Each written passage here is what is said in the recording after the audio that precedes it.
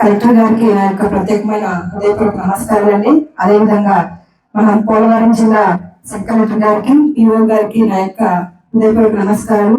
అదేవిధంగా 11 మండలం నుంచి వచ్చినటువంటి మా యొక్క కూటమి నాయకులకు, పెద్దలకు, ప్రజాప్రతినిధులకు అందరూ కూడా పేరు పేరు నా యొక్క హృదయపూర్వక నమస్కారాలు.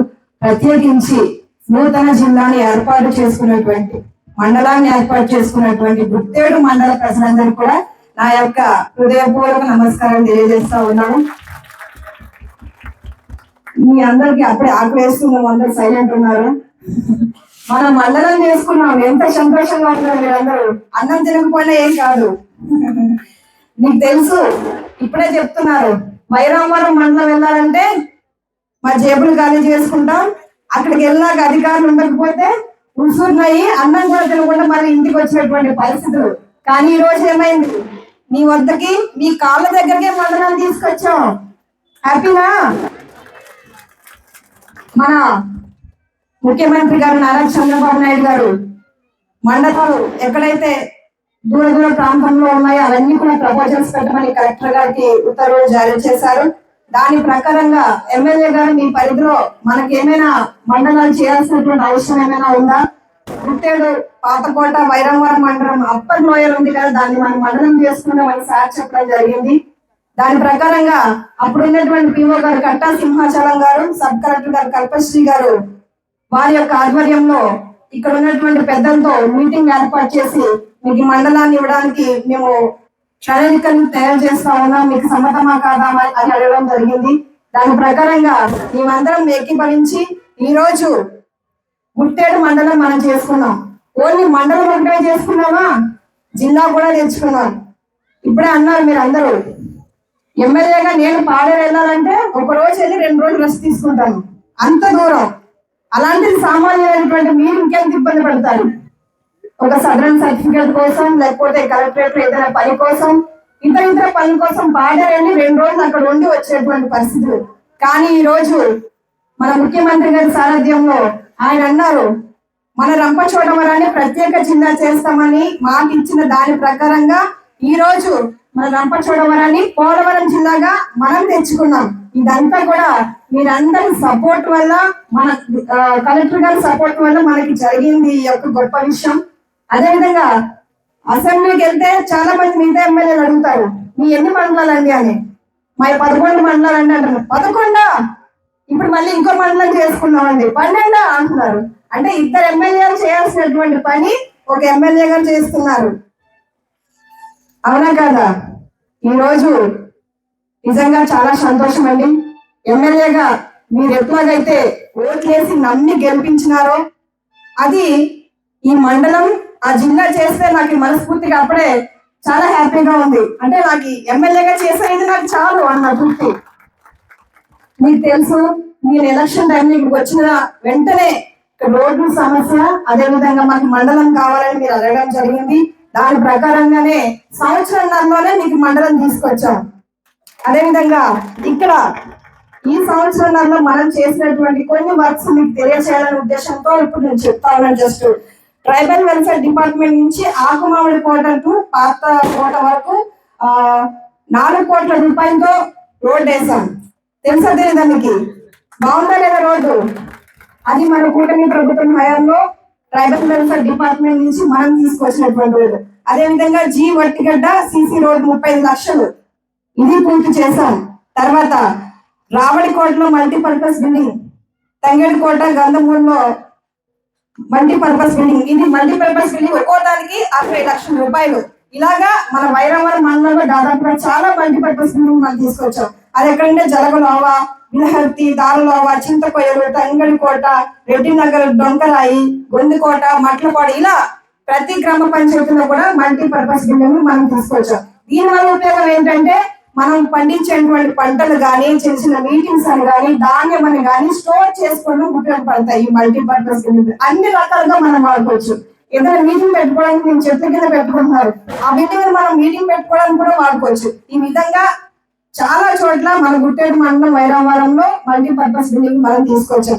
అదే విధంగా పిఐయు వర్క్స్ కూడా మనం తెచ్చామండి. అది బొడ్డగండి నుండి ఆంటినోవలో 3,54,00,000 రూపాయలతో పనులు జరుగుతున్నాయి ఆల్రెడీ. తెలుసా తెలీదా మీకు? బొడ్డగండి నుంచి ఎవరు రాలేదా? మరి పనులు జరుగుతున్నా లేదా మీకు తెలీదా? వచ్చారు, ఆల్రెడీ జరుగుతున్నాయి. అదే విధంగా కడారికోట బొడ్డగొండి రోడ్డు నుంచి చాపరాయికి 1,90,00,000 పనులు జరుగుతూ ఉన్నాయి.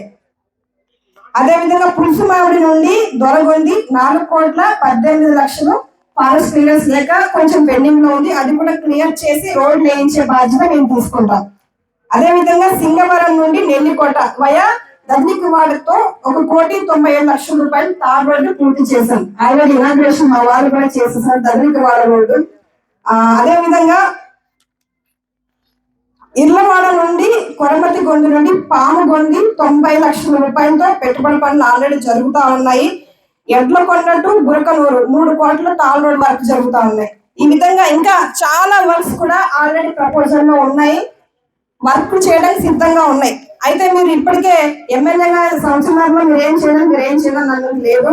ఎందుకంటే మనకి రాష్ట్రంలో నిధుల కొరత కొంచెం ఎక్కువగా ఉంది. దానివల్ల ఓన్లీ మన రంపచోడవరం ఒకటే కాదు, రాష్ట్రంలో ఉన్నటువంటి మిగతా కాన్స్టిట్యున్సీలు కూడా ఉన్నటువంటి నిధులతో కొంచెం అభివృద్ధి సంక్షేమ పనులు మనం ముందుకు తీసుకెళ్తా ఉన్నాం. కనుక మీరు ఎవరు ఆధారపడాల్సిన అవసరం లేదు. మీకు మండలం వచ్చింది, పక్క బిల్డింగ్స్ కూడా కట్టించి ఏర్పాటు చేస్తారు గవర్నమెంట్ వారు. దాంతో పాటు రోడ్లు కూడా వేసే బాధ్యత ప్రభుత్వం మేము తీసుకుంటాము.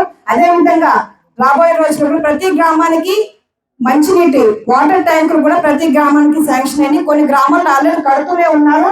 ప్రతి ఇంటికి కూడా మంచినీటి కుళాయిలు ఏర్పాటు చేయమని మన ఉప ముఖ్యమంత్రి గారు అయినటువంటి పవన్ కళ్యాణ్ గారు జల్ జీవన్ మిషన్ ద్వారా ఆల్రెడీ అవి కూడా ప్రపోజల్స్ పెట్టాము. ప్రతి ఇంటికి మంచినీటి కుళాయి కూడా మనం ఇస్తా ఉన్నాం. ఈ విధంగా మీరు చూస్తే మనకే కాదు రాష్ట్ర వ్యాప్తంగా కూడా ప్రతి ఒక్కరికి కూటమి ప్రభుత్వం మంచి చేస్తూనే ఉంది, రోడ్లు ఇస్తూనే ఉంది, నీళ్లు ఇస్తూనే ఉంది, అభివృద్ధి చేస్తూనే ఉంది. ఈ విధంగా ప్రజలకి ఎప్పుడు ఎమ్మెల్యేగా మేము కూడా ఎమ్మెల్యేలు అయిపోయి ఇంట్లో కూర్చోడానికి లేదని ముఖ్యమంత్రి గారు మాకు స్ట్రిక్ట్ గా చెప్తారు. ఎప్పుడు ఆయన మీరు చూసారా, తెల్లవారుజామున లేస్తే ప్రజల దగ్గరే ఉంటారు. ఆయనకి 76-77 సంవత్సరాలు ఉంటాయి. ముసలి వయసులో సీఎం గా అయిపోయారు, చక్కగా ఏసీలో కూర్చోవచ్చు. కానీ ఆయన అట్లా లేరు.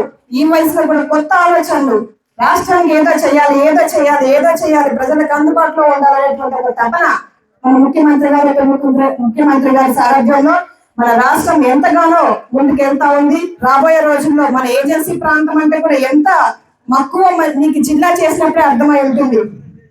మన జిల్లా కోసం చాలా అభ్యంతరాలు వచ్చినాయి.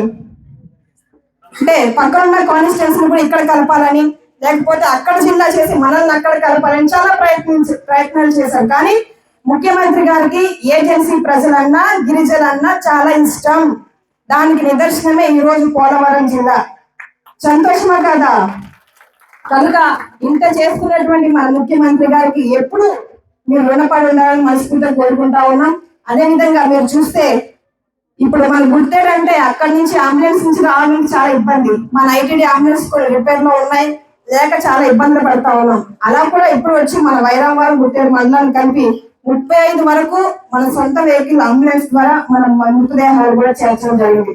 ఈ విధంగా ప్రజలకి సేవ చేస్తూనే ముందుకు వెళ్తా ఉన్నాం. కనుక మీరందరూ ఎప్పుడు ఎమ్మెల్యే అయినటువంటి నాకు, మన సీఎం గారికి ఇంత చేస్తూ సపోర్ట్ గా బ్యాక్ బోన్ గా ఉన్నటువంటి మన కలెక్టర్ గారికి కూడా మీ సపోర్ట్ ఎప్పుడు ఇట్లాగే ఉండాలి.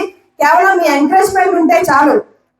మా నాయకులు మాకు మంచి చేస్తారు, మా అధికారులకు మాకు మంచి చేస్తారు, సమస్య చెప్తే చాలు వెంటనే సమస్య పరిష్కారం అయిపోతుందని ఒక చిన్న నమ్మకం ఉంటే చాలని మిమ్మల్ని అందరినీ కోరుకుంటూ మరొకసారి నూతన మండల ప్రజలందరూ కూడా ప్రత్యేకమైన నమస్కారం తెలియజేస్తూ శుభాకాంక్షలు తెలియజేస్తా ఉన్నాను. Thank you.